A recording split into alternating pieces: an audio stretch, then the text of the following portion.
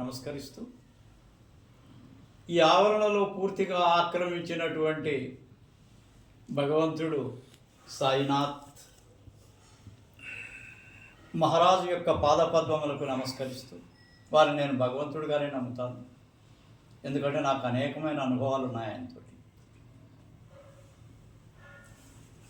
సత్యసాయి భగవాన్తో. అలాగే ఇక్కడికి వచ్చినటువంటి మీ అందరినీ కూడా ఆ సూర్యకిరణాల లాంటి ఆత్మలుగా భావిస్తూ లోపల ఉండే పదార్థం అందరిది కూడా ఒకటే కాబట్టి మీ అందరి పాదాల్లో శిరస్సు వంచి నమస్కరిస్తూ ఈ సత్సంగం ప్రారంభిస్తున్నాం. राधा स्वामी नाम जो गावे सोई तरे कलकलेश सब सुख पावे सब. ఎవరైతే రాధాస్వామి నామాన్ని మనసా వాచా కర్మణగా ఎప్పుడు ధ్యానం చేస్తుంటారో వాళ్ళు కష్టాల నుంచి బయటపడి ఆనందంగా జీవించగలుగుతారు. ఎందుకంటున్నాం ఈ మాట అంటే ఇది ప్రాక్టికల్గా నిజం కాబట్టి. రాధాస్వామి అనేది మేము చెప్తాము, మేము రాధాస్వామిలో ఉన్నాం కాబట్టి. ఇది సురత్ శబ్ద యోగ.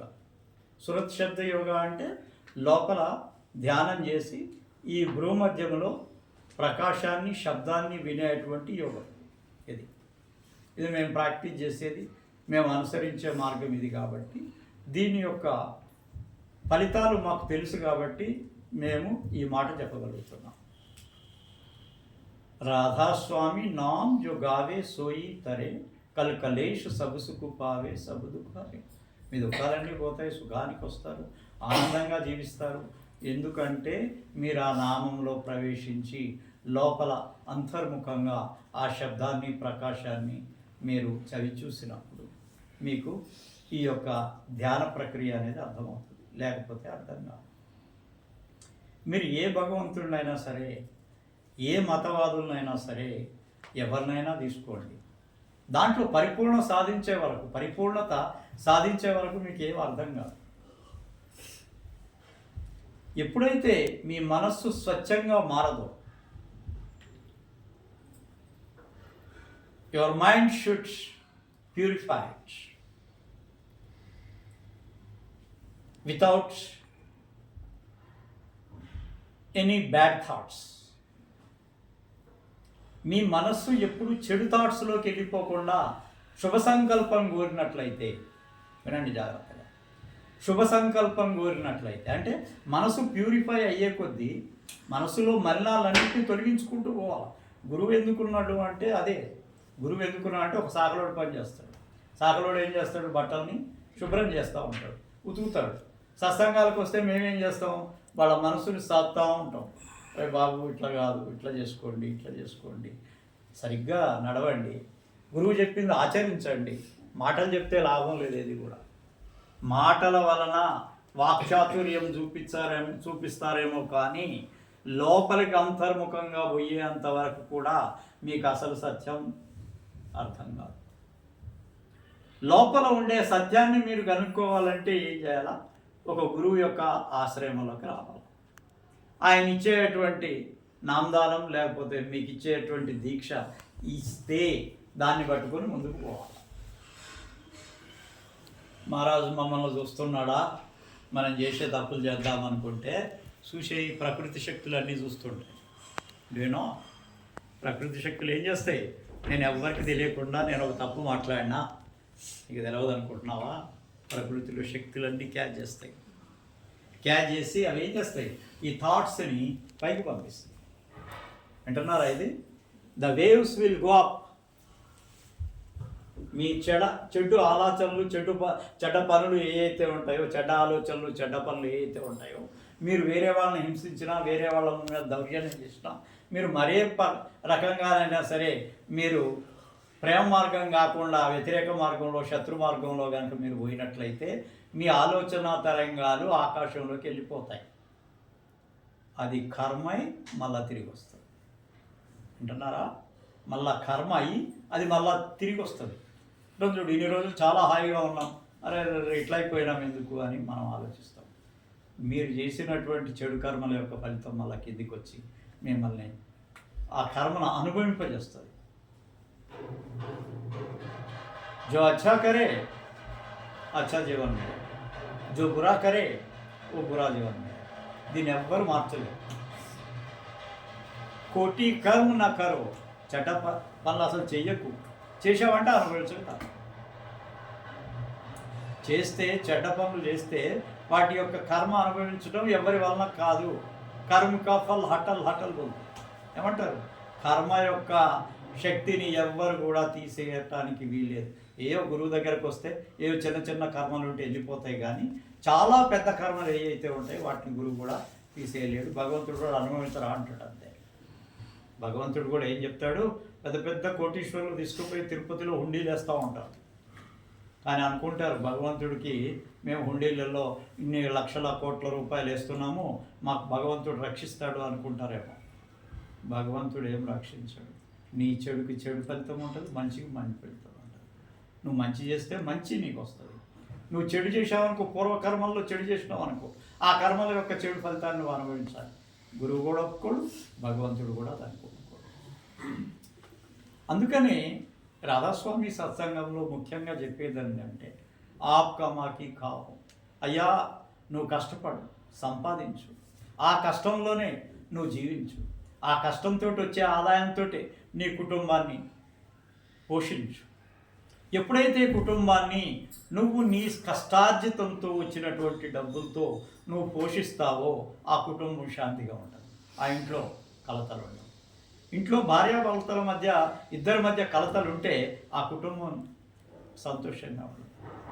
మహారాజ్ చెప్తుండే, మా గురువుగారు ఆనందరావు మహారాజ్ చెప్తుండే ఎప్పుడు కూడా, అయ్యా ఇంట్లో శాంతి ఉంచు, ఇంట్లో శాంతి లేకపోతే నీ కుటుంబాన్ని రక్షించేవాళ్ళు ఎవరు లేరు. భార్య భర్త రొట్టె కారంతో తిన్నా పర్వాలేదు, ఇద్దరు కూడా వాళ్ళు సహజీవనంలో వాళ్ళు అనుకున్నట్లుగా భగవంతుని యొక్క సేవలో చేసుకుంటున్నాం, మంచి పనులు చేస్తున్నాం, జీవనం గడపాల. అట్లాంటప్పుడే ఆ ఇంట్లో ఉత్తమమైన సంతానం రావడానికి అవకాశం ఉంటుంది. ఈరోజు చూడండి, అన్కాల్డ్ చిల్డ్రన్ ఎక్కువైపోయారు. What is the meaning of uncalled? ఇప్పుడు భార్య దగ్గరకు పోయేది కేవలం సంతానం కట్టడానికంటే కూడా ఇచ్చ తీర్చుకోవడానికి ఎక్కువ మంది పోతారు. అది న్యాచురల్, జనరల్. కానీ ఇక్కడ ఒక పాయింట్ ఉంది. కాల్డ్ చిల్డ్రన్, భగవంతుడా మాకు ఇట్లాంటి సంతానం కావాలి, నా బిడ్డ ఇట్లా ఉండాలి అని గనక మీరు మీ యొక్క భార్యతోటి గనక మీరు సంభోగం చేసినట్లయితే ఆ వచ్చే సంతానం మంచి సంతానం. రోజు ప్రార్థన చేస్తున్నారు, ఇంట్లో ప్రతిరోజు ధ్యానం చేస్తున్నారు, భగవంతుని ప్రార్థన చేస్తున్నారు, మంచి సంతానం కావాలా అని కోరుకుంటే మీ గర్భంలోకి వచ్చే శిశువు చాలా తేజవంతమైనటువంటి శిశువు వస్తాడు. ఎగ్జాంపుల్, నా ఉదాహరణ నేను చెప్తాను. మా తల్లిగారు నేను గర్భంలో ఉన్నప్పుడు ప్రతిరోజు ఆమె ప్రార్థన చేసి ఇంత అన్నం చక్కెర కలుపుకొని అక్కడ భగవంతుని దగ్గర పెట్టి ఆ ప్రసాదం తర్వాత తీసుకొని తినేది. దానివలన ఆ దైవిక లక్షణాలు నాలో వచ్చినాయి. మళ్ళీ మా కుటుంబంలో ఎవరికి రాలి. ఇదొక విచిత్రం. అందరూ ప్రపంచమే వాళ్ళకి. ఒక దైవం గురించి, జ్ఞానం గురించి, భగవంతుని గురించి, ధ్యాస గురించి, జ్ఞానం, ఈ యొక్క దీని విషయంలో ఎక్కువగా పరిశ్రమ చేసింది ఆ యొక్క శక్తి, మా తల్లిగారి శక్తి, మరొకటి కాదు. ఆమె ఏ విధంగా కుమారుణ్ణి కనాలనుకుందో అదే విధంగా కానీ ప్రపంచానికి అందించింది. ఇది ప్రాక్టికల్గా మా ఇంట్లో మా అమ్మగారు చేసినటువంటి పని. ఫకీర్ చంద్ మహారాజ్ అనే ఒక ఆయన ఉండే, ఒక మహాత్ముడు, గొప్పవాడు, ఎక్కడైనా పంజాబ్ ఆయన ఒకటి ప్రయోగం చేశాడు. ఏం ప్రయోగం చేశాడు? నాకు పుట్టబోయే బిడ్డ కోపం లేకుండా, తర్వాత అన్ని మంచి లక్షణాలతోటి పుట్టాలని కోరాడు. కోపం వద్దు, లేకపోతే ఏమన్నా చెడు ఆలోచనలు వద్దు, లేకపోతే ఏం కూడా ఏ వికారాలు లేకుండా నాకు సంతానం కావాలని కోరుకున్నాడు. ఆయనకు ఒక ఆడబిడ్డ పుట్టింది. ఒక ఆడబిడ్డ. ఆమె ఎట్లాంటిదంటే ఎట్లా జీవనం చేసిందంటే అసలు ప్రపంచం అంటే అసలు ఏ వికారాలు లేకుండానే ఉండేది. అంటే ఆ కోపం, ఆవేశం, కథలు, ఈ చెడు ఆలోచనలు ఏమీ లేవు. ఆమె ఒక విరాగిలాగా అసలు ఏమీ సంబంధం లేకుండా, ప్రపంచంతో సంబంధం లేకుండా ఉండే సంతానాన్ని అన్నమాట. మళ్ళా ఇంకో సంతానాన్ని కన్నాడు, మళ్ళా ఒక కొడుకుని కన్నాడు. ఆయన ఏమన్నా మెటలర్జికల్ ఇంజనీర్ అయ్యాడు, పెద్ద స్థాయిలో బిలాయ్ ఉక్కు కర్మాగారంలో పెద్ద పొజిషన్కి వెళ్ళిపోయాడు ఆయన. అప్పుడు ఏమైపోయిందనంటే ఆయన ఆలోచన ధోరణి, ఆమె యొక్క ఆలోచన ధోరణి ఏముండనంటే కుటుంబం చాలా బీదది, మనం మంచి ఉత్తముడైనటువంటి కుటుంబాన్ని కాపాడే ఆర్థికంగా మంచిగా తీసుకొచ్చేటువంటి కొడుకు కావాలని కోరుకుంటే ఆ సంతానం. ఇంకో ఉదాహరణ ఆయనది ఫకీర్ చంద్ మహారాజ్ యొక్క ఉదాహరణ. ఆయన కొత్తగా పెళ్ళైనప్పుడు కొన్ని రోజులు సంతానం లేకుండా ఉండాలనుకున్నారు. ఈ రోజులు ఎక్కువ మంది ఇదే చేస్తున్నారు. రాజేశ్వర్ ఎట్లా చేస్తున్నారు? అరే ఇప్పుడేనా సంతానం, కానీ ఒక 4-5 సంవత్సరాలు ఎంజాయ్ చేద్దాం మంచిగా, తర్వాత దట్ ఈజ్ నాట్ గుడ్. అయితే ఏమైంది, ఆమెకు గర్వం అయింది. గర్భం అయిన తర్వాత ఆ సంతానం పోగొట్టుకోవటానికి ఆమె చాలా ప్రయోగాలు చేసి, చాలా ఉంటాయి కదా చిట్కాలు, అవి ఇవి చేసింది, కానీ అయ్యి ఫలించలే. ఒక కూతుర్ను కన్నది. కూతుర్ను కంటే ఆ అమ్మాయికి ఆ తల్లి మీద విపరీతమైన కోపం, అసలు చాలా కఠినంగా తిట్టేది తల్లిని. వింటున్నావు శంకరయ్య గారు? తల్లిని విపరీతంగా తిట్టేది. ఎందుకో తెలుసా? ఆ సంతానం బయటకు రాకుండా చేయటానికి ఆమె చేయని ప్రయత్నాలు లేవు. కాబట్టి ఏమైతే శత్రువుగా ఏమవుతుందయా, లోపల ఉన్న బిడ్డ శత్రువుగా తయారైంది.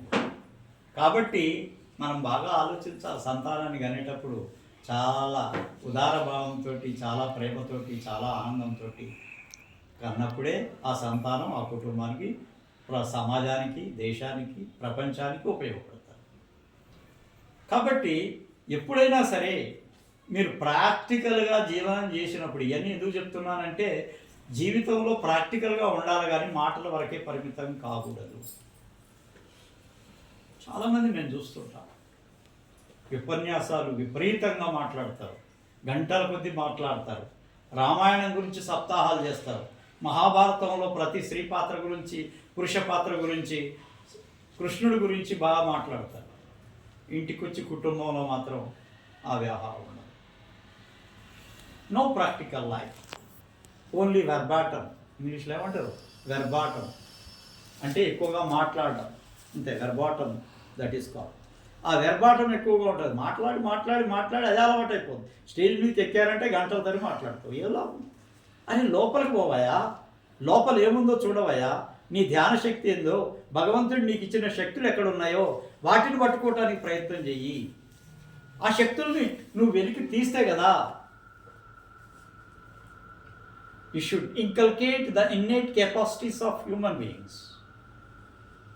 Innate capacities of human being. ఏముంటాయి? లోపల ఉండేటువంటి కెపాసిటీస్ మన దగ్గర ఏవైతే ఉంటాయో, అంతర్ముఖంగా హిడెన్గా ఉన్నటువంటి ఏవైతే శక్తులు ఉన్నాయో వీటిని బయటకు తీయటానికి ప్రయత్నం చేయాలంటే ఒక గురు సహచర్యంలో పోవాలి. ఏముంటుంది? ధ్యానం చేయమంటే ఒక 5 నిమిషాలు ధ్యానం చేసేటప్పటికి ప్రపంచం అంతా కనపడుతుంటుంది. అటు తిరిగి ఇటు తిరిగి వాళ్ళు వీళ్ళు ఇదవుతుంది.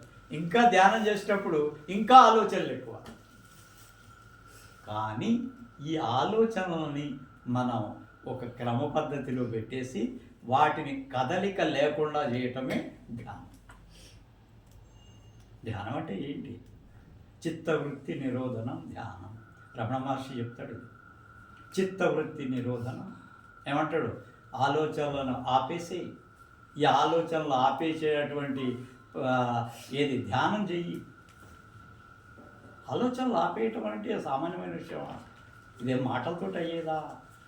చాలా కష్టమైన పని. చాలా అంటే చాలా కష్టం. ఆలోచనలు ఆగవు, అవి ప్రవాహం ఎప్పుడు వస్తూనే ఉంటాయి. The thoughts pool always filled with your mind. Me mind అంతా థాట్ పూల్స్ తోటి నిండిపోయి ఉంటుంది అంతా కూడా, ఎన్నో గందరగోళం. ఇంకో ప్రయోగం చేయండి. ఇక్కడ మీరు ఏదైతే ఒక ఆలోచన వచ్చిందో దాన్ని పట్టుకొని ముందుకు పోతా ఉండండి, కొంతసేపట్లో అది డిసప్పేర్, ఇంకొక ఆలోచన వచ్చేస్తుంది. అమ్మా నిజమేనా? ఎందుకు అట్లా అవుతుంది? ఆలోచన అనేది స్థిరం కాదు. That always rotates like A pendulum. తెలుసు కదా పెండులం ఏంటది? గడియారంలో ముళ్ళు అటు ఇటు తిరుగుతుంటుంది. పెద్ద గడియారాలు ఇంతకు ముందులా.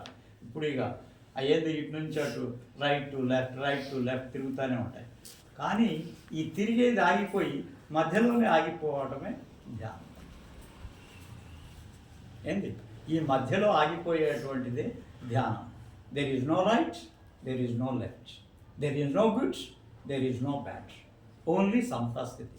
దీన్నే కృష్ణుడు ఏం చెప్పాడు? స్థితప్రజ్ఞ స్థితి. ఏమన్నాడు? స్థితప్రజ్ఞ స్థితి అంటే మనసు నిశ్చలం చేయరా బాబు. నిశ్చలం చేస్తే లోపల ఉండేటువంటి ప్రకాశము, శబ్దము ఈ వెలికొస్తాయి. లోపల ఉండే శక్తుల్ని నువ్వు కనుక్కోగలుగుతావు. నా రూపాన్ని నువ్వు నిజంగా చేయాలంటే ఇది తప్పితే ఇంకో మార్గం లేదన్నాడు. ఏమన్నాడు శ్రీకృష్ణుడు? ఏం చెప్పిండు? ఈ మార్గం తప్పితే, ఈ జీసస్ కూడా ఇదే అంటాడు. మనం అనుకుంటాం అందరూ గొప్పవాళ్ళే మహాత్ముడు, ఎవ్వరు తక్కువగా. సాయిబాబా మహాత్ముడు ఎందుకు ఆ అన్ని మతాలని ఒకటిగా చెప్పాడు అంటే దానికి కారణం అదే. ఎవరిని కూడా ఏ మతాన్ని, ఏ మత అనుయాయుల్ని మనం అనే హక్కు మనకు లేదు. మతితో కూడుకున్నది మతం. నీ మతిలో ఏదైతే ఉందో దాన్ని నువ్వు అనుసరిస్తే అదే మతం. ఇప్పుడు యేసుక్రీస్తు ఏం చెప్పాడు? ఈ రెండు కన్నుల్ని ఒకటి చెయ్యి, నీ శరీరం అంతా వెళ్ళి తరుగుతుంది అన్నాడు. Your body will light. ఎప్పుడైతుంది అన్నాడు? ఎప్పుడు ఆ యొక్క శక్తి లోపల ప్రకాశం యొక్క శక్తి వస్తుంది అన్నాడు. ఈ రెండు కనుల యొక్క శక్తిని ఈ మధ్యలోకి తీసుకురా. ఇప్పుడు రాధస్వామి చెప్పేది కూడా అదే, రాధస్వామి మతంలో కూడా చెప్పేది అదే. ఏమంటారు? ఈ రెండు కనుబొమ్మల మధ్య ఉండే శక్తిని ఇక్కడికి తీసుకొని రా అంటే ఇడాపింగళ రెండు యొక్క ఈ నాడుల్ని ఈ మధ్యలో ఉండేటువంటి సుషుమ్నా నాడితోటి కలిపి, ఈ సుషుమ్నా నాడితోటి కలిపితే ఇక్కడి నుంచే నీ ఆధ్యాత్మిక ప్రయాణం స్టార్ట్ అవుతుంది. ఇది రెండు కలవాలంటేనే టైం చాలా పడుతుంది, త్వరగానే కాబోయే. సాధన చెయ్యాలి, మాటలు కాదు. నేను అందరికి ఇదే చెప్తాను ఎప్పుడు, అయ్యా మాటలు చెప్పొద్దు, తక్కువ చేయండి. మాటల వలన, గ్రంథ పఠనము వలన మీరు మాటల వలన, లేకపోతేనేమన్నా మీరు ఆర్గ్యుమెంట్స్ మీన్స్ దాన్ని వివాదాల మధ్య తర్కం చేస్తూ ఉంటే మీకు నిజమైనటువంటి స్థాయి దొరకదు. నువ్వు తర్కం చేస్తే ప్రశ్నకు ప్రశ్నే వస్తుంది. నువ్వెంతైనా చెయ్యి, తర్కం వలన వచ్చేది ప్రశ్న కానీ జవాబు దొరకదు. నీకు జవాబు దొరకాలంటే ఏం చేయాలి? మౌనంగా ఉండాలి, తక్కువ మాట్లాడాలి, లోపలికి చూసుకోవాలి, లోపలికి చూస్తూ ధ్యానం చేయాలి. మీకు ఇష్టమైన దైవం. నేను ఒక రాధాస్వామి మా గురువునే చేయమని నేను అన్నాను. రాముడైనా, కృష్ణుడైనా, సాయినాథ్ అయినా, షిరిడి సాయినాథ్ అయినా, యేసు అయినా, అల్లా అయినా, ఎవరైతే ఏమైంది. కానీ స్థిరం చేయటానికి ఒకళ్ళనే పట్టుకోవాలి. ఇవాళ సాయినాథ్, రేపేమో రమణ మహర్షి, ఎల్లుండి వచ్చి జిడ్డు కృష్ణమూర్తి, లేకపోతే యూజీ కృష్ణమూర్తి, లేకపోతే రవిశంకర్. What is use? ఇన్ని చోట్ల నువ్వు తిరిగితే వచ్చేది శూన్యం. ఒకే గురువుని పట్టుకోండి, అది కూడా స్వార్థం లేని గురువుని పట్టుకోండి. నీ ఇంటికి వస్తే నాకేం వస్తుంది, మీరు నాకేం పెడతారు, నాకేం తింటా, నేను ఒక ఆశ్రమం కట్టుకోవాలా, నాకు ₹1,00,000 ఇస్తారా, 2 లక్షలు ఇస్తారా? దీస్ ఆర్ బెగర్స్ అంటున్నా. These are beggars. అడుక్కోకూడదు. మన యొక్క ఆధ్యాత్మిక చింతనాన్ని అడుక్కునే స్థాయికి ఎప్పుడు తీసుకురావద్దు. మనలో అసలు మెయిన్గా డ్రాబ్యాక్ ఇదే అవుతుంది ఈ రోజుల్లో. గురుయిజంలో జరుగుతుంది ఇదే. అడుక్కోవటం, ఎక్కువ మందిని ఎక్కువ చేసుకోవటం, ఆ తర్వాత ఏమన్నా డబ్బులు జమ చేయటం, ఆశ్రమాలు కట్టడం, అశ్లీలమైన పనులు చేయడం. ఇది మనం చూస్తానే ఉన్నాం. ఇది కాదు ఆధ్యాత్మిక చింతన.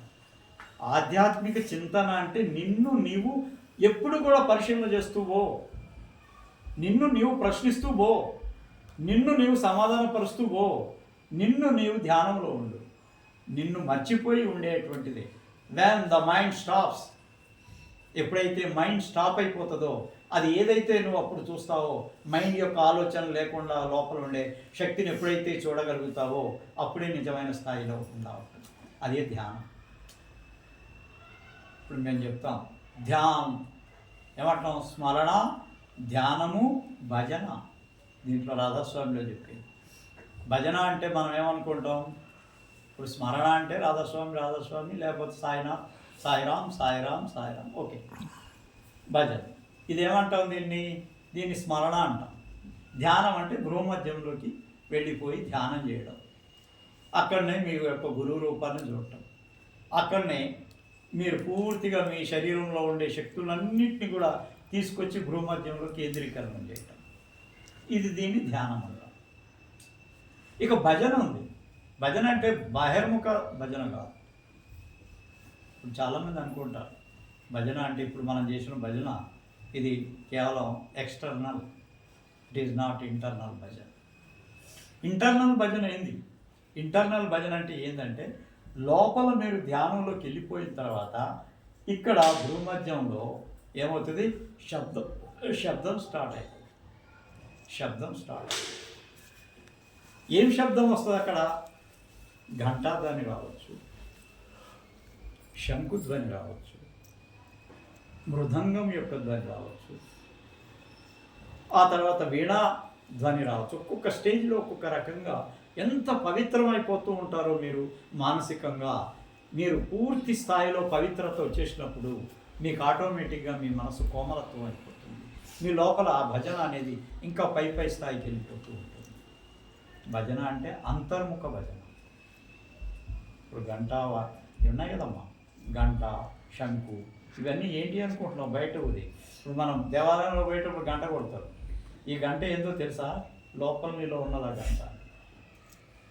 వాళ్ళు శంకు ఊపుతూ ఉంటారు, అది కూడా లోపల ఉంది. ఇవన్నీ లోపల నుంచి చూసినాయే వీళ్ళు బయట దేవాలయాల్లో పెట్టారు. ఇవన్నీ మునులు, మహామునులు, మహాజ్ఞానులు, తర్వాత తపస్సులు, ఎంతోమంది సప్తఋషులు, వీళ్ళంతా వాళ్ళు ప్రయోగాలు చేసి ఆఖరికి ఈ దేవాలయం ఇట్లా ఉండాలా, దీని నమూనా ఇట్లా ఉండాలా, దీని గర్భగుడి ఇట్లా ఉండాలా, ఇక్కడికి వచ్చి కూర్చుంటే మనసు శాంతిగా ఉండాలా, ఈ ధ్వని వింటే, గంట ధ్వని వింటే చెవులకు ఇంపుగా ఆనందం కలగాల, శాంతి రావాలా, ఇవన్నీ వాళ్ళు తయారు చేసుకున్నారు. వీళ్ళన్నీ కూడా మీరు ఈ బెల్లు చూడండి, ఇది క్రిస్టియన్స్ యొక్క వాళ్ళ ఏమంటారు చర్చెస్లో కూడా ఈ బెల్స్ ఉంటాయి. అదొక రకమైన సౌండ్. మన దగ్గర దేవాలయాల్లో ఉండే సౌండ్, దేవాలయాల్లో గంట కొట్టి లోపల పోతున్నారు ఈ సౌండ్. ఇవన్నీ లోపల ఉన్నాయి, అనుభవిస్తేనే తెలిస్తే, మాటలు చెప్తే కావు. శంకరయ్య గారు, there is no use there bottom మానై. అంతర్ముఖంకి వెళ్ళు, లోపల చూడు, ఎంతవరకు నీ మనసు నీకు సపోర్ట్ చేస్తుందో చూడు, నువ్వు ఎంతవరకు స్థిరంగా ఉంటావో చూడు, ఎంతవరకు లోపలికి పోగలుగుతావో చూడు, ఎన్ని నిమిషాలు నీ మనసుని గురువు మధ్యంలో ఉంచగలుగుతావో టెస్ట్ చేసుకో. ఇది ఓన్లీ టెస్టింగ్. ఈ టెస్టింగ్ అంతే. ఇది కాకుండా నువ్వు ఎన్ని ప్రసంగాలు చేసినా, ఎంతసేపు నువ్వు రాధాస్వామి గురించి కానీ మరే దైవం గురించి కానీ చెప్తే అది కేవలం వాచాలత్వమే అవుతుంది, కానీ మరొకటి కాదు. బయటకు వచ్చే వర్డ్స్ ఎయ్యి కూడా సత్యం కాదు. అర్థమైందా? బయట చెప్పేటువంటి వర్డ్స్ని మీరు సత్యానికి అన్వయించి చూడలేరు. That is only experience, that is unique experience, that cannot be express. దాన్ని ఎక్స్ప్రెస్ చేయలేరు. లోపల ఉండే అటువంటి ఆనందాన్ని నువ్వు పొందుతున్నావు, లోపల ఉండే ఆ శంకుధ్వని లేకపోతే ఆ ఘంటాధ్వని వింటున్నావు అనుకో, అది నువ్వు ఎట్లా ఉందంటే ఎట్లా చెప్పగలుగుతావు? How can you? That is only feeling, that is only experience of yours, that is the unique sound, that is the unique mind, that is everything that unique concern with you. That's all. నీతోటి సంబంధం, వేరే వాళ్ళతోటి కాదు. ఆ యొక్క అందుకనే మానవుడిని ప్రతి ఒక్కరిని కూడా భగవంతుడు సృజించేటప్పుడు ఒక రకంగా లేరు చూడండి. ఆఖరికి కవలలైనా సరే, the twins, there is some difference. మీరు ఇసుక రేణువులను తీసుకోండి. ఇసుక రేణువులు సముద్రంలో సముద్రం దగ్గర ఇసుక రేణువులు ఎన్ని ఉంటాయో కొలలు ఉంటాయి. ఒక్క ఇసుక రేణువుని రెండవ ఇసుక రేణువుని మైక్రోస్కోప్ కింద పెట్టి చూడండి, దాని మూలలు రెండు ఒకటిగా ఎప్పుడు ఉండవు. అంత పెద్ద సముద్రంకి ఎదురున అంత పెద్ద ఈ ఎడారుల్లో ఇసుక మీరు చూడండి, there is some subtle difference in it. ఏదో కొంచెమైనా తేడా ఉంటుంది. కవలల్లో కూడా ఇద్దరు ఒకే రకంగా కనిపించినప్పటికీ వాళ్ళల్లో కొన్ని తేడాలు ఉంటాయి. There is no same identity with that. ఆ సేమ్ ఐడెంటిటీ అనేది ఉండదు, కొద్దిగా తేడా ఉంటుంది. ఒకే గర్భంలో పెరిగినటువంటి శిశువులు ఇద్దరు కనుకైతే వాళ్ళు చాలా రిలవెంట్గా ఉంటారు, ఇంకా చాలా దగ్గరగా ఉంటారు. అట్లా కాకుండా గర్భంలో రెండు పొరలతోటి ఉండేటువంటి శిశువు ఎవరైతే ఉంటారో, ఇటువైపు అటువైపు రెండుగా ఒకే గర్భంలో ఒకే దాంట్లో రెండు శిశువులు ఉంటే వాళ్ళ ఐడెంటిటీ చాలా ఎట్లా ఉంటుందంటే దగ్గరగా ఉంటుంది. అట్లా కాకుండా రెండు కూడా వేరువేరుగా కనుక్కుంటే, గర్భాశయాలుగా కనుక్కుంటే వాళ్ళలో కొద్దిగా ఎక్కువ తేడాలు ఉంటాయి. సృష్టి అనేది ఏంటి? సృష్టి అనేది that is not create by anyone. ఎవ్వరు కూడా ఒకటిగా ఉండరు. ఎటువంటి తేడా అయినా సరే, ఎట్లాంటిదైనా సరే తేడా కొంచెమైనా సరే ఉంటుంది. That is creation. భగవంతుడు క్రియేషన్ అంటే ఏందనుకుంటున్నారు? చూడండి, మీరు ఒక పువ్వు వికసించేటప్పుడు అది మొగ్గ దశలో ఉన్నప్పుడు ఎట్లా ఉంటుంది, అది రాను 2-3 రోజుల తర్వాత వికసిస్తే, లేకపోతే ఒకే రోజు వికసిస్తుంది అనుకో, దాని స్టేజెస్ మీరు గమనించండి. అది బడ్గా ఉన్నప్పుడు, మొగ్గగా ఉన్నప్పుడు దాని కింద ఉండే రక్షక పత్రాలు, ఆకర్షక పత్రాలు ఏమన్నా ఇట్లా ముడుచుకొని ఉంటాయి. రాను సమయం పెరిగే కొద్దీ సూర్యుని యొక్క ఆకర్షణ చేత, సూర్యుని యొక్క వేడిమి చేత, ప్రకృతిలో ఉండే గాలి చేత, ప్రకృతి శక్తుల చేత అదేమవుతుంది, మెల్లగా వికసించుకుంటుంది. ఇది ప్రయోగశాలలో చేయమని ఎవరైనా చేస్తారేమో.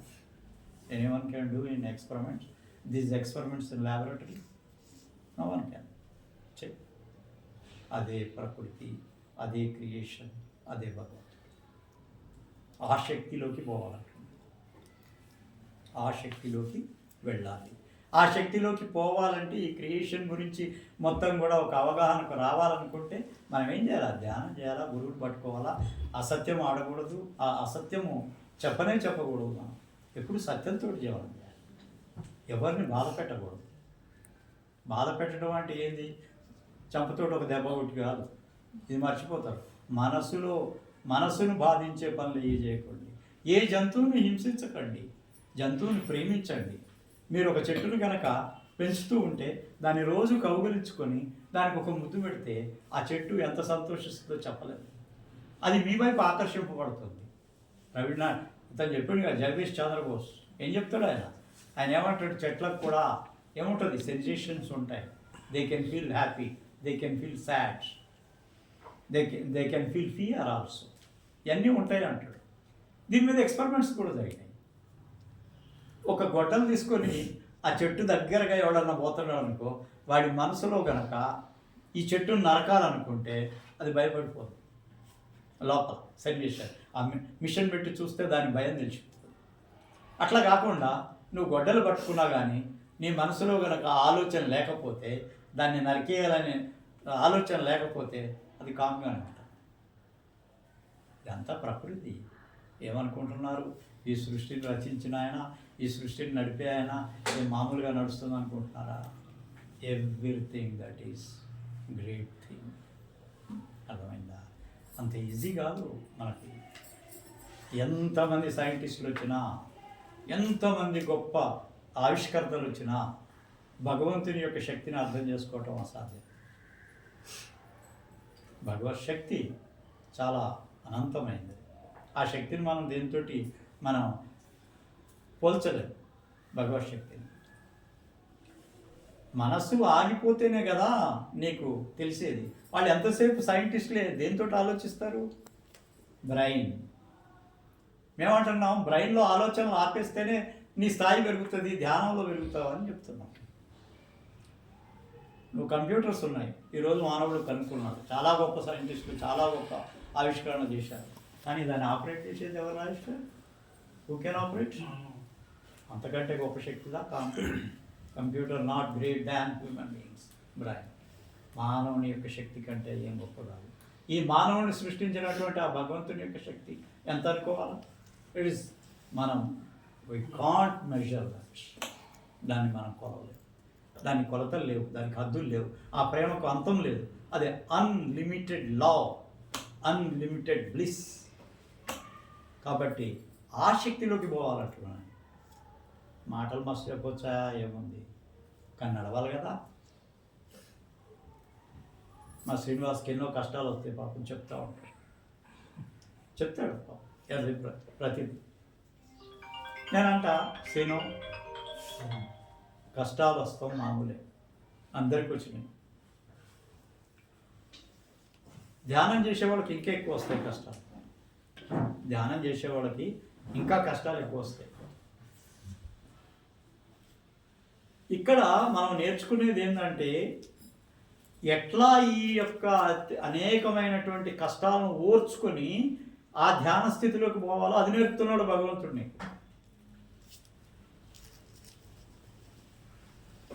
మహాత్ములు ఒకరే అవుతారా? రమణ మహర్షి అనే ఆయన ఎంతమందితోటి ఎన్ని బాధలు పడ్డాడో అసలు ఆయన చరిత్ర అయితే మనకి ఆశ్చర్యం అనిపిస్తుంది. కొంతమంది ఆయన శరీరం మీద మూత్ర విసర్జన చేశారు, ఆయన మీద ఉంశారు, ఆయన్ని తిట్టారు. ఇంకా అక్కడ కొండ మీద పోతే, అరుణాచలం కొండ మీద పోయి తపస్సు చేసుకుంటూ ఉంటే ఎంతోమంది ఈయన నా శిష్యుడు అంటారు. ఎంతోమంది ఎన్నో రకాలుగా హింసించారు, కానీ ఎవరిని ఆయన ఒక మాట అనలేదు. వాళ్ళే తర్వాత ఆయన చాలా గొప్పవాడని కావ్యకంఠ ముని ఆయన్ని గుర్తించిన తర్వాత ఆయన యొక్క శక్తి ప్రపంచానికి తెలియజేసినటువంటి ఆయన కావ్యకంఠ ముని. ఆ కావ్యకంఠ ముని ఎప్పుడైతే ఈ బ్రాహ్మణ స్వామిని, ఎప్పుడైతే ఈయన సుబ్రహ్మణ్య స్వామి యొక్క అవతారం అని తేల్చిన తర్వాత అప్పుడు ఆయన గౌరవించడం మొదలుపెట్టారు. అప్పుడు తాకిడి మరీ ఎక్కువైపోయింది. ఏం అనేవాడు కాదు, సైలెంట్గా ఉండేవాడు, కళ్ళతోటి ఎట్లా చూస్తూ ఉండేవాడు, కళ్ళతోటి ఎట్లనే చూస్తూ ఉండేవాడు. ఆ కళ్ళతోటి చూస్తూ ఉంటే ఆయన ఎక్కడ చూస్తున్నాడో ఎవరికి తెలవదు. ఎవరికి తెలవదంటే ఆయన ఏదో చూస్తాడు, ఆయన ఆ భగవంతుని స్వరూపాన్ని చూస్తుంటాడు, ఆయన ఆ శక్తిని దర్శిస్తూ ఉంటాడు, ఆ శక్తిలో మమేకమై ఉంటాడు. అట్లాంటి రమణ మహర్షి దగ్గరికి పాల్ బ్రంటన్ అనే ఒక విదేశీయుడు వచ్చాడు. Paul Brunton. ఆ పాల్ బ్రంటన్ యొక్క ఉద్దేశం ఏంటంటే భారతదేశంలో ఉండే రహస్య యోగులందరినీ కూడా అతను ఏం చేయటం అంటే పెట్టి ఇంటర్వ్యూ చేయటం, వీళ్ళ యొక్క శక్తి ఎంత ఉంది, ఆయన శక్తి ఎంత ఉంది తెలుసుకుందామని వచ్చాడు. పాల్ బ్రంటన్ చాలామంది దగ్గర పోయాడు, ఈయన దగ్గరికి వచ్చాడు. ఈయన దగ్గరికి వస్తే ఈయన ఏం మాట్లాడతాడు? ఈయన మాట్లాడు రమణ మహర్షి సైలెంట్గా ఉంటాడు, ఇట్లనే కూర్చొని ధ్యానంలో అట్లనే చూస్తూ ఉంటాడు. ఒక్కరోజు అయిపోయా, 2 రోజులు అయిపోయా, 3 రోజులు అయిపోయా, ఏంది కర్మ, ఈయన దగ్గరకు వస్తే మౌనంగా ఉంటాడు, నాకేం లాభం అనుకున్నాడు. 4వ రోజు వచ్చింది. 4వ రోజు వచ్చేటప్పటికి అతను అట్లనే చూస్తున్నాడు రమణ మహర్షిని. లోపల అతను మైండ్ ఏమైపోయింది, అది ఆగిపోయి ఇతర లోకాలు కనపడుతున్నాయి, ఇతర లోకాలు కనపడుతున్నాయి. అతనికి ఏం మాట్లాడలేడు. ఎక్కడో ఈజిప్ట్లో పిరమిడ్లు కనపడ్డాయి. తర్వాత అతను పూర్వజన్మలో ఎక్కడెక్కడ పుట్టాడో అవన్నీ కనపడతా ఉన్నాయి. ఆయన ఇంతకుముందు ధ్యానం చేసినటువంటి ఆ ఎక్కడెక్కడ ధ్యానం చేశాడో ఆ స్పాట్స్ అన్నీ కనపడతా ఉన్నాయి. తర్వాత తెలిసింది ఈయన మౌనంగా ఉంటాడు, కానీ ఈయన మనలోకి వచ్చేసి అన్నీ చూపిస్తూ ఉంటాడు. ఈయన మౌనంగా ఉంటాడు, కానీ మన అంతర్ముఖంగా ఆయన యొక్క శక్తి మనలోకి వచ్చేసి మనకి బహిర్ముఖంగా ఎన్నో లోపల అంతర్ముఖంగా మీకు అనేకమైనటువంటి దర్శనాలు ఇప్పించాడు. ఆ తర్వాత రమణ మహర్షిని వదిలిపెట్టలేదు ఆయన. భారతదేశంలో అంటే ఆయన ఒక బుక్ రాశాడు, in search of secrets secret India అని ఒక బుక్ రాశాడు, రహస్య భారతం. దాంట్లో అన్నీ రాస్తాడు, తను అనుభవించింది ఏ ఏ మహాత్ముల దగ్గర, అక్కడ ఏం చూశాడు, ఇక్కడ ఏం చూశాడు. ఆఖరికి ఆయన ఎవరికి సరెండర్ అయిపోయాడు? రమణ మహర్షికి సరెండర్ అయ్యాడు. ఇట్లనే మన సత్యసాయినాథునికైతే ఎంతోమంది, కొన్ని వేల మంది. ఆయన శక్తి చెప్పాలంటే అసలు భగవంతుడే, ఇంకేముంటుంది ఆయన. మార్ఫెట్ విన్నావా పేరు? మార్ఫెట్. హిస్లాప్ విన్నావా? హిస్లాప్కి ఒక ఆయన అన్ని చోట్ల తిరిగాడు. హిస్లాప్ అని ఆయన అమెరికన్, అతను థియోసఫీకి పోయాడు, థియోసఫికల్ సొసైటీ. ఆ తరం నుంచి విపాసనకు పోయాడు, విపాసన బుద్ధిజంలో. ఆ తర్వాత ఇవన్నీ వదిలిపెట్టి సాయినాథ్ దగ్గరికి వచ్చాడు, సాయిరామ్ దగ్గర. ఈయన ఏం చేశాడంటే చాలా అమెరికా మొత్తానికి ఆయన ప్రెసిడెంట్ ఇస్లాం. ఈయనకు ఒకసారి ఏం చేశాడు, ఒక చెక్క మీద జీసస్ క్రైస్ట్ సిలువ వేయబడ్డ దృశ్యాన్ని చిత్రీకరించి ఆయన ఇట్లా అనేసి కొని ఊది ఒక చెక్కని రెండు చెక్కలను రెండు ముక్కలను తీసుకొని ఇట్లా పెట్టేసి కొని ఊదాడు. 2-3 నిమిషాల తర్వాత అది ఒక చెక్క, దాని మీద సిలువ వేయబడినటువంటి జీసస్. ఆయన డొక్కంతా కూడా లోపలికి పోయి ఉంటాడు. ఇస్లాం అనుభవం ఇది. ఆ సిలువ వేసినప్పటి చెక్క ఏదైతే ఉందో 2000 సంవత్సరాల క్రితం చెక్క, అదంతా అంతర్ధానం అయిపోయిందంట. అది ఎక్కడో శిథిలం అయిపోయింది, లేదు అసలు అది. దాన్ని మళ్ళీ ఆ పదార్థాన్ని అంతా కూడా ఒక దగ్గరికి చేర్చి మళ్ళీ ఆ చెక్క మీదనే, అప్పుడున్న చెక్క మీదనే మళ్ళా శిలువ వేసినటువంటి ఆ రోజు లాస్ట్ డే ఏదైతే ఉందో, శిలువపై మరణించినటువంటి దృశ్యం ఏదైతే ఉందో అట్లాంటిదే ఆయనకి ఇచ్చాడు. అప్పుడు చెప్పాడు ఏమన్నా అంటే, ఇస్లాం నీకు ఇస్తున్నటువంటి ఈ చెక్క ఏదైతే ఉందో, ఈ చెక్క మీద శిలువ వేయబడినటువంటి దృశ్యం ఏదైతే ఉందో, ఇది 2000 సంవత్సరాల నాటిది, అప్పటిది ఈ చెక్క. అప్పుడు జీసస్ కళ్ళ వెంట ఇదంతా కూడా రక్తం మరకలు, ఆ తర్వాత కాళ్ళకు చేతులకి ఇదంతా మొలలు పెట్టి ఉండటము, ఆ తర్వాత కడుపులో ఉండేటువంటి ఈ యొక్క కడుపు లోపలికి పోయి ఉంటాం. 8 రోజుల నుంచి ఆహారం లేదు. ఇప్పుడు బైబిల్ తెరిస్తే 8 రోజులు ఉండదు, 2 రోజులు 3 రోజులు అని చెప్తారు పిండిలో. మహారాజ్ చెప్పాడు ఏమన్నాడు, 8 రోజులు ఆహారం లేకుండా ఉంటే కడుపంతా లోపలికి పోయిన ఆ దృశ్యం ఇచ్చాడు. ఇది ఎవరికన్నా సాధ్యమవుతుంది? సైంటిస్ట్ కన్నా ఏ సైంటిస్ట్ ఎవ్వరు చేయలేరు. భగవంతుని యొక్క శక్తి అది, అంతే. ఈ శక్తిలోకి రావాలి అని అంటే మనము పర్ఫెక్ట్గా ఆచరణలో ఉండాలి.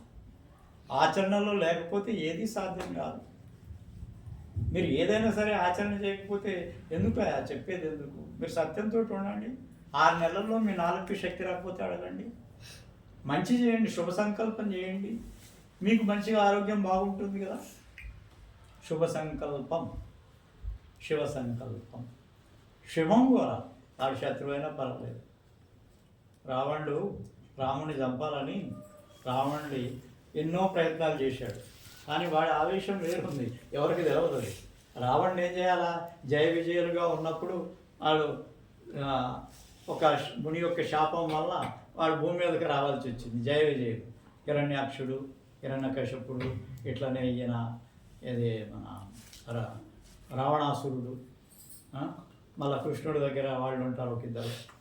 వాళ్ళలాగా వీళ్ళు దైవానికి శత్రువులై దైవానికి లోపలికి వెళ్ళిపోవడానికి వచ్చారు. వాళ్ళు దైవానికి శత్రువులుగా ఉంటూ వాళ్ళు ఏం చేశారు?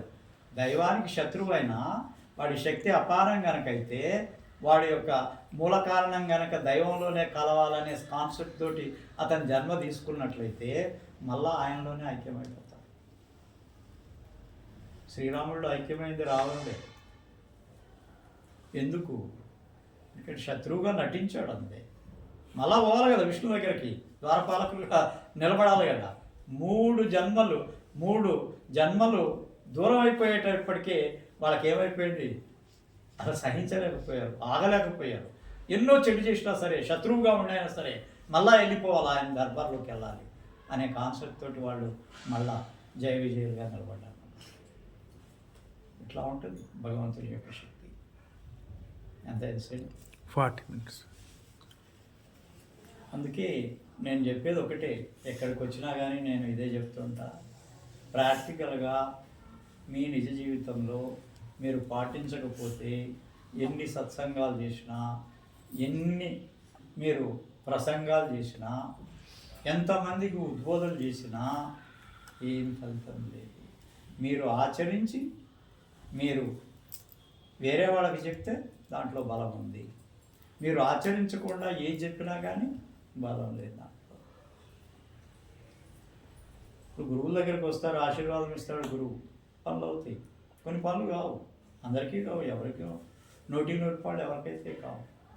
ఆశీర్వాదం ఇచ్చినప్పుడు మీ యొక్క కర్మలు అప్పటికే ఆ రోజుకి అయిపోయినాయి అంటే గురువు ఆశీర్వాదం ఇస్తే నీ కోరికలు నెరవేరుతాయి. పెద్ద కర్మలు ఏమన్నా ఉన్నాయి వెనక, వాటిని ఎవరు మార్చలేరు. అట్లాంటప్పుడు ఎవరేం చేయలేరు.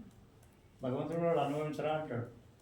గురువు కూడా ఆశీర్వాదం ఇచ్చి, కాకపోతే ఓహో ఇదేదో ఉన్నది కనుక అని కర్మ పెద్దది ఉంది, వీడు అనుభవిస్తేనే బెటరు అని చెప్పి ఊరుకుంటారు. కాబట్టి మనం చేయాల్సిన పని మాటలు కాదు, చేతల్లో ఉండాలి. ఈ చేతల్లోకి వచ్చినప్పుడే మనం ఏదైనా సాధించగలుగుతాం. మన జీవితం ధన్యం చేసుకోవాలనుకుంటే మరో జన్మకు రాకుండా ఉండటానికే ఈ రాధాస్వామి సత్సంగం. The main aim of this Radhaswami is అవరేక్ జనం నల్లేనా చాలి. ఇంకో జన్మ తీసుకోవద్దు. ఇంకో జన్మ తీసుకోకుండానే ఈ జన్మలోనే మనం సాధించాల్సినటువంటి స్థాయికి వెళ్ళిపోవాలి.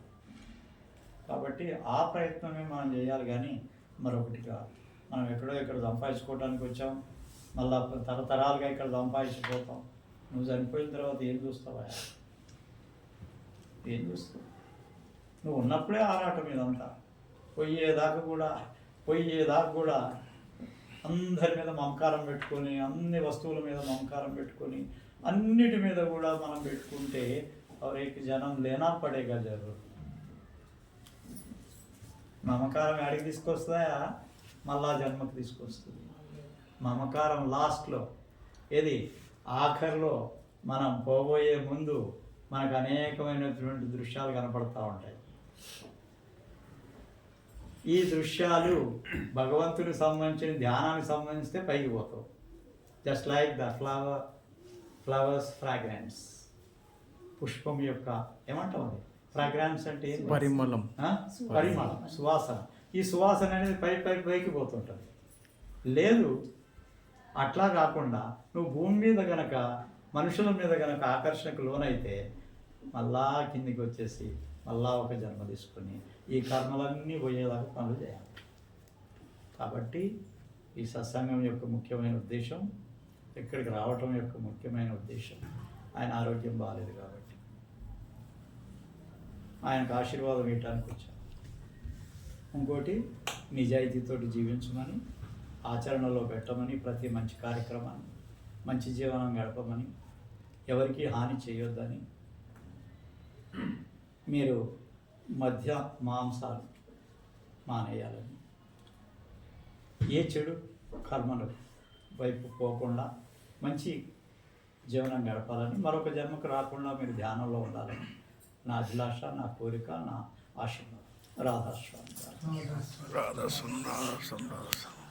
ప్రసాదరావు భాయ్.